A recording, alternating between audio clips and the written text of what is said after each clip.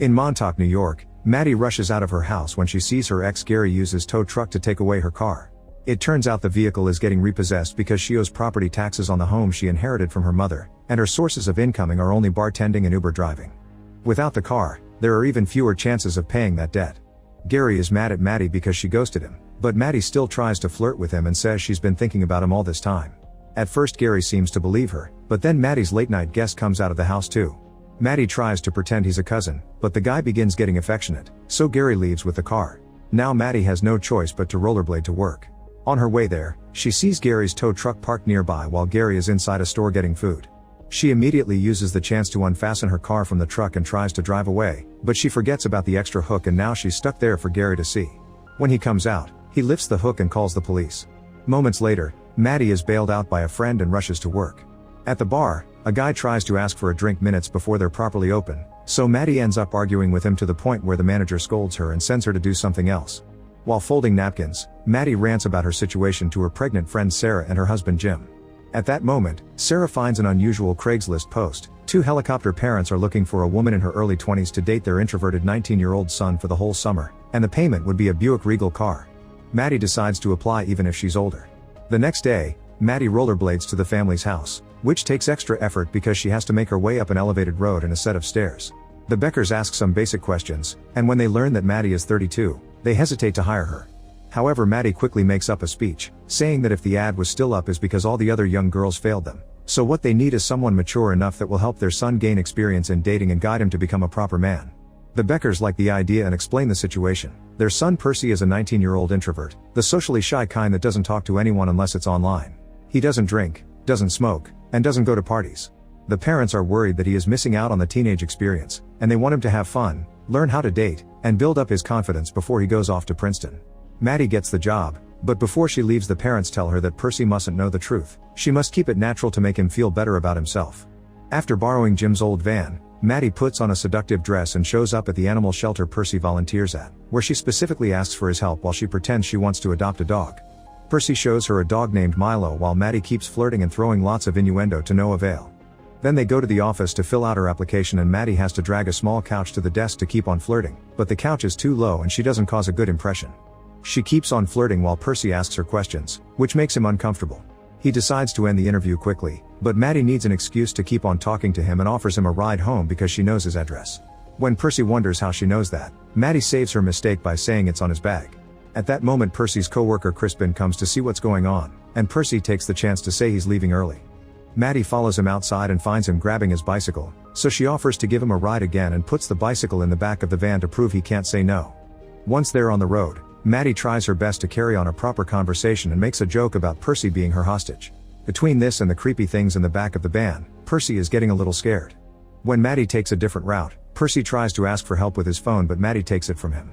Moments later, they arrive at Maddie's home and Percy assumes she's kidnapped him for real so he throws paper spray at her eyes. Crying out in pain, Maddie explains she just thinks he's really hot and that she had been trying to score with him. Percy can't believe it but he apologizes as he helps wash her eyes with a hose before they agree to meet again tomorrow for a proper date.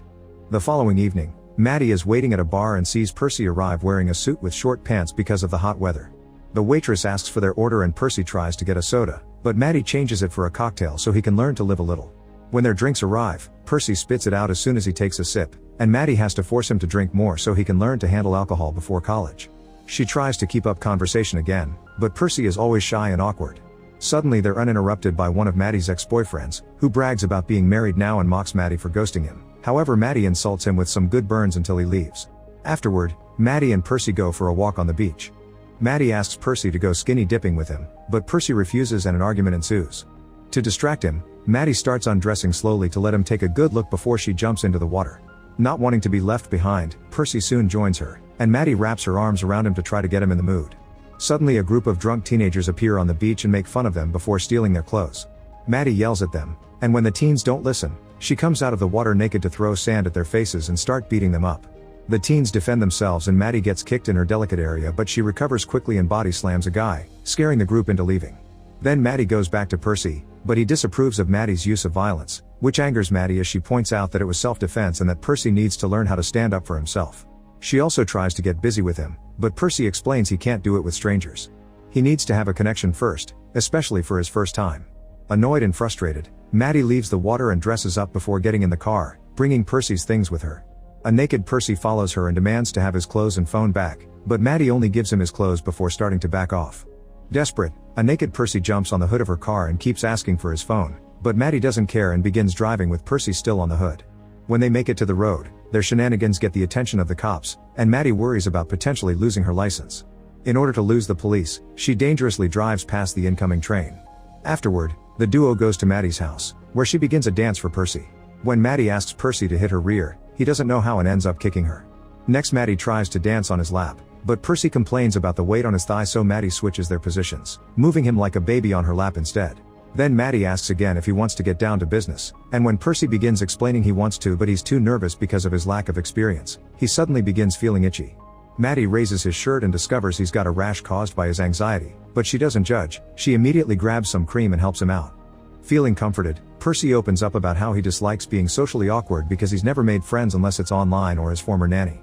Maddie returns the favor and tells him how she's lived in this house her whole life to take care of her sick mom. Her dad wasn't around because he had a family in the city and her mother had only been a fling. After sharing such a sweet moment, they agree to start dating before getting intimate.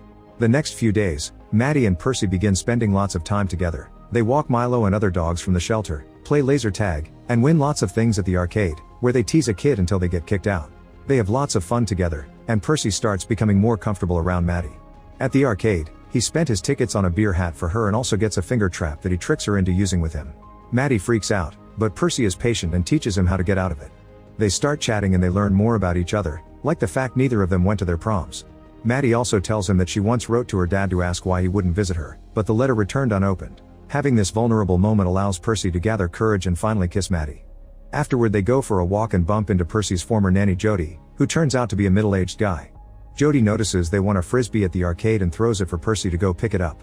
Once Percy is far from them, Jody asks what Maddie's intentions are with Percy, accusing her of wanting the family's money. Maddie says she only wants to date Percy and shuts Jody up by implying he wants the same thing. When Percy returns, Jody and Maddie just pretend to get along for his sake. Sometime later, Maddie hears someone ring the bell at her house and finds a man she doesn't recognize. It turns out they went to school together, and the guy acts as if they were super close, but Maddie barely remembers him. Soon the truth comes out, the guy is there for the house, but Maddie still refuses to give it up and kicks the guy out, ignoring his legal threats. Later that night, Percy picks Maddie up in a limousine so they could go to a fancy dinner they've planned as a way to have their own prom. In the car, they even exchange flowers. Once they make it to the restaurant, they have a good time chatting and laughing. Percy shares that he didn't want anyone at school to notice him because if they didn't notice him, then they couldn't make fun of him, so Maddie comforts him by saying that they should see how great he really is. Then Maddie notices a piano and convinces a very nervous Percy to play it. He turns out to be quite good and he signs along to his playing, choosing She's a Man-Eater by Hall & Oates as a tribute to Maddie. The people in the restaurant love it and everyone claps while he returns to the table, where Maddie can't stop telling him how talented he is. Their chat is suddenly interrupted by Natalie, a family acquaintance that will also attend Princeton. Natalie and Percy start chatting very casually and Maddie immediately gets jealous, often trying to get Natalie to leave. It doesn't work and Natalie invites Percy to a party for future Princeton students. Maddie tries to say no, but Percy tells her he'll keep it in mind.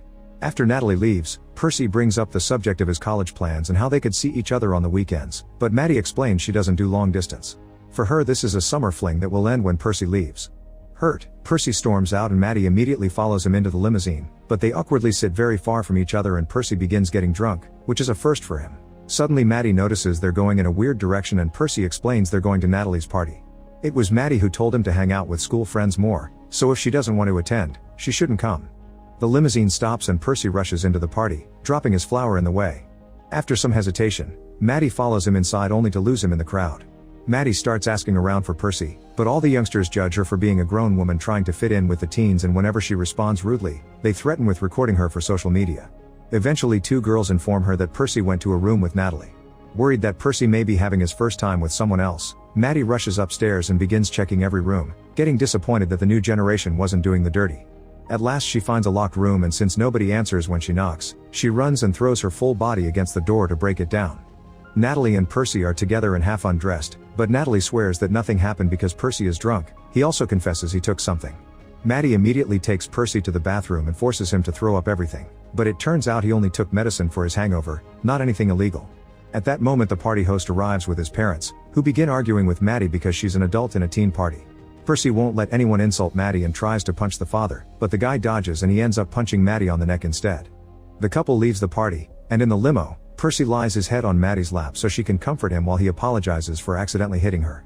Then he admits he's ready for her and takes out some protection, but while Maddie teaches him to open it, he suddenly confesses he loves her. Maddie feels uncomfortable and points out that Percy is drunk so they shouldn't do anything tonight. Percy can see her point and goes back to resting his head on her lap for the rest of the ride. The next day, Percy wakes up in such a good mood that his parents can't help commenting on it.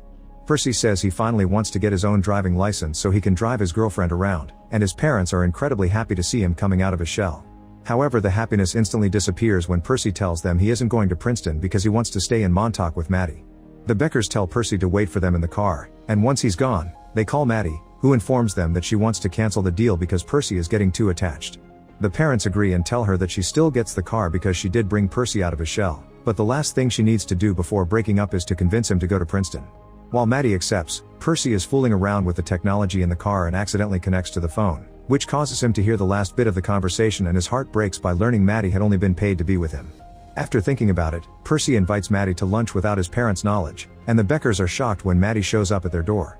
During the meal, Percy tries to make his parents and Maddie have a conversation, pushing for questions that will reveal their secret, but Maddie and the Beckers try their best to play along. Suddenly Percy gets a call and goes outside to meet with Crispin, who helps him destroy the Buick. It's a very sturdy car though, and not even hitting it with a rock works, so Percy drives it into the forest to crash it against a tree. Then the tree falls on top of the car, finishing the job. When he returns to the house, Percy goes straight to his room, so Maddie follows him to check on him. Percy tries to kiss her, but Maddie rejects him with the excuse his parents could hear them, so instead he tries to get the truth out of her. Maddie continues to lie, and to distract him from the subject, she agrees to get frisky with him, only for Percy to be done in seconds. Afterward, Percy admits he knows about Maddie's deal with his parents. Maddie apologizes and says it was real for her, but when he ignores her pleas, Maddie gets angry. She points out he'll never understand what poor people have to do to survive, but Percy responds by saying she's wasting her life in that house waiting for her dad to apologize, causing her to leave very upset.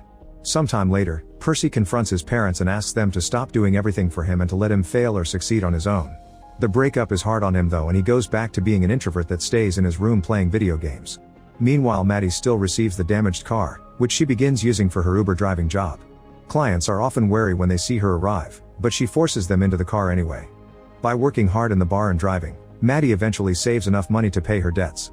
She goes out to celebrate with Sarah and Jim, who have big news: they are moving to Florida because they can't afford to buy their own place in Montauk.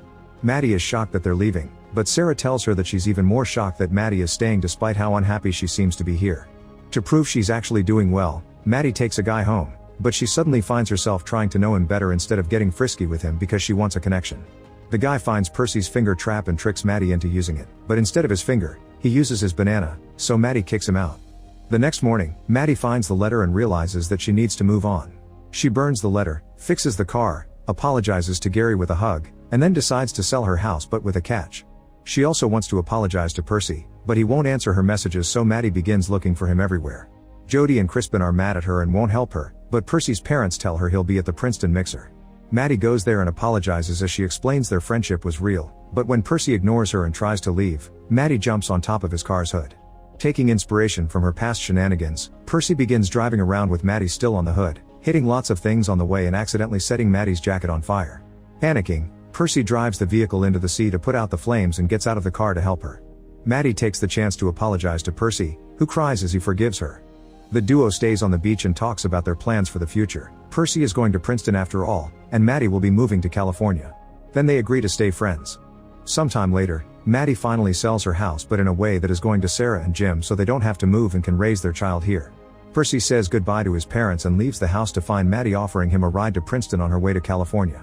She also reveals that she's adopted Milo, and the three of them get together in the car to start a new life. Make sure to subscribe and turn on notifications so you can watch more videos like this. Thanks for watching.